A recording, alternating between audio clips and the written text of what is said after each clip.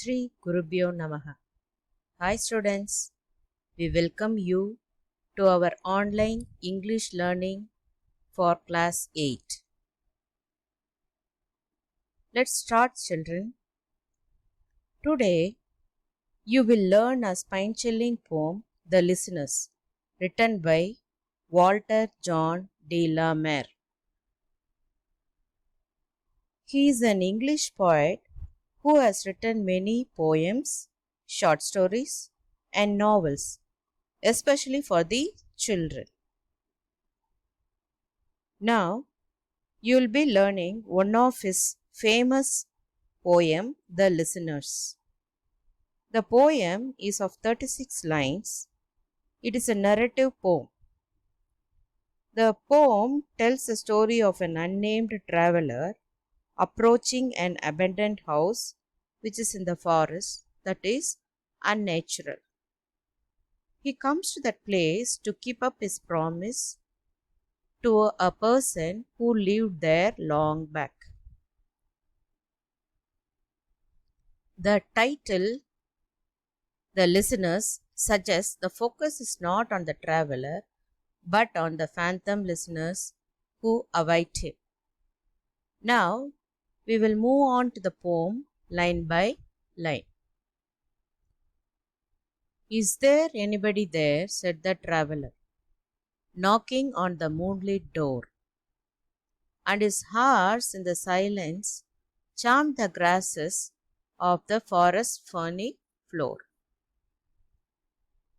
A traveler is knocking the door of a house at night, which seems very weird, because no one would knock the door of a deserted house that is unnatural. The space is said to be lit by moon and filled with silence. This we understand when we read the lines, knocking on the moonlit door, and his horse in the silence champed the grasses of the forest's ferny floor.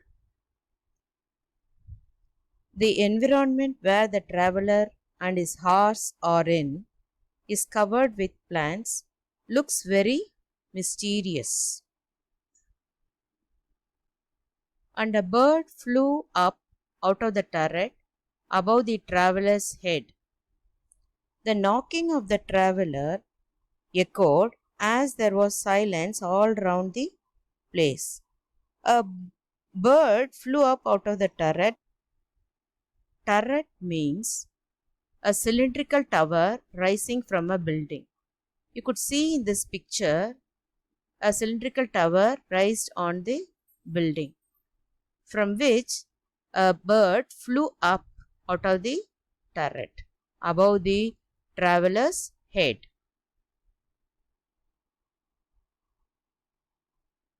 And he smote upon the door again a second time.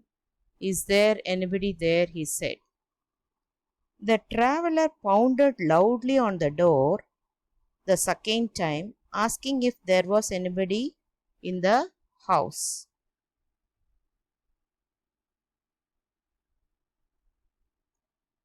But no one descended to the traveler. No head from the leaf-fringed sill leaned over and looked into his grey eyes, where he stood perplexed and still. But no one descended. Descended means came down. No one came down to answer the traveler. No head from the leaf-fringed sill leaned over and looked into his grey eyes. No one came down to answer the traveler, nor did anyone look down from the sill, which was covered with creepers, and looked into his grey eyes. No head from the leaf-fringed. Fringed means decorated. Here, leaf-fringed means might be the creepers which were growing on the house, covering the windowsill. No head from the leaf-fringed sill leaned over and looked into his grey eyes. The poet describes the eyes of the traveller as grey, as we know nothing about the traveller except that he was at the door of the house to keep a promise, where he stood perplexed and still. The traveller was perplexed. Perplexed means confused. The traveller was perplexed and still because he was expecting an answer from the inmates of the house, but there was no response. But only a host of phantom listeners that dwelt in the lone house then stood listening in the quiet of the moonlight to that voice from the world of men.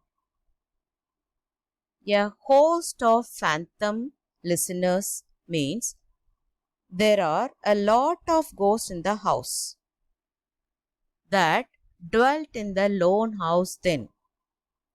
There were a lot of ghosts in the deserted house, stood listening in the quiet of the moonlight to that voice from the world of men. Inside the deserted house, a host of phantoms that lived there listened to the calls made by the traveller.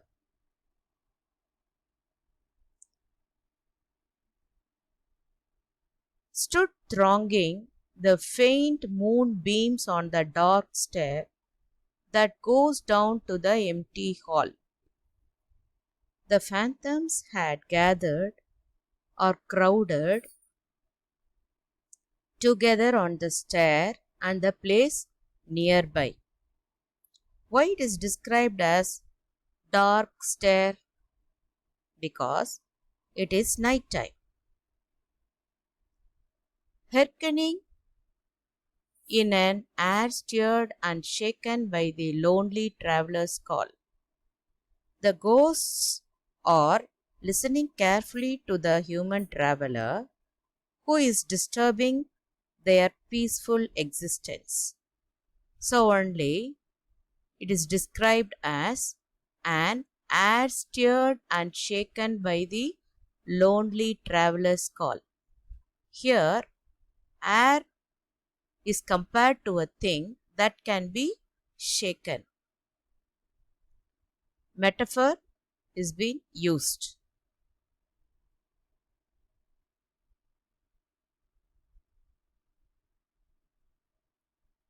And he felt in his heart their strangeness, their stillness answering his cry. The traveller also felt the presence of phantoms inside the house. On the other side of the door stand a group of phantoms who hear the traveller, but they are not responding to him. The collective immobility of the listeners heightens the traveller's loneliness. He is one person trying to make an impression on the world, that is world of ghosts, that absorbs his action without reacting. While his horse moved, cropping the dark turf neath the starred and leafy sky.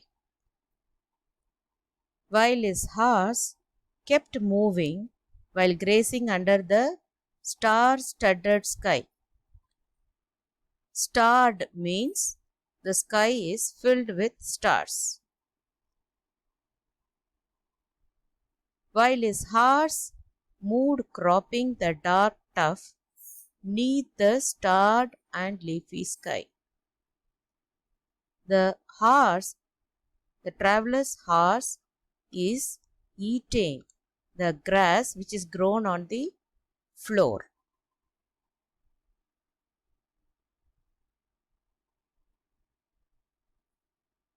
For he suddenly smote on the door even louder and lifted his head. The traveller knocked the door for the third time. Tell them I came and no one answered, that I kept my words, he said. The traveller pounded the door for the third time and told the phantoms to convey his message to the people who lived there, whom he had come to meet, but his knocking had not been answered.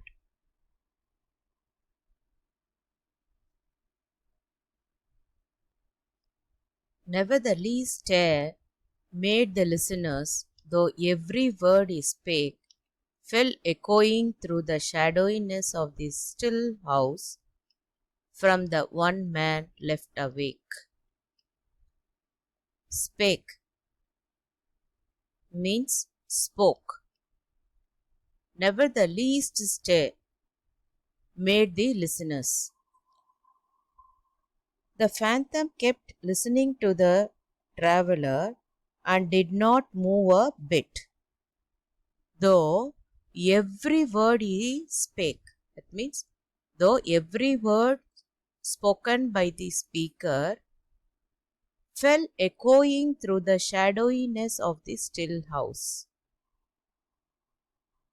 The words spoke by the traveller echoed loudly all around the house. Here, the words are compared to something which are solid and that falls with a loud noise.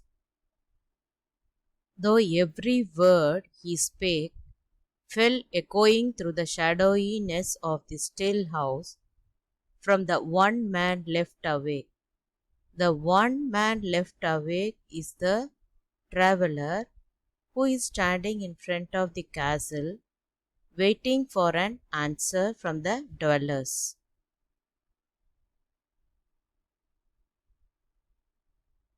Yea, they heard his foot upon the stirrup and the sound of the iron on stone, and how the silence surged softly backward when the plunging hoofs were gone. Since his traveller did not get any answer or welcome from the dwellers of the house, he decided to leave the place. Therefore, he went near the horse and mounted on his horse. Using stirrup, stirrup means D-shaped foothold, part of a saddle. You could see in this picture saddle having a D-shaped foothold. The traveller mounted on the horse and galloped away from that place. And the sound of the iron on stone. The sound of iron on stone means the hoofs of horse, could see in this picture, the hoofs of horse are shoed by iron. When the horse gallops, the sound made by the iron struck on the stone. So, it makes the sound on the stone. And how the silence surged softly backward when the plunging hoofs were gone. After he left that place, once again the silence surged. Surged means come back. The silence prevailed there in that place after the traveller left the place. I hope you would have understood the poem. Thank you, children.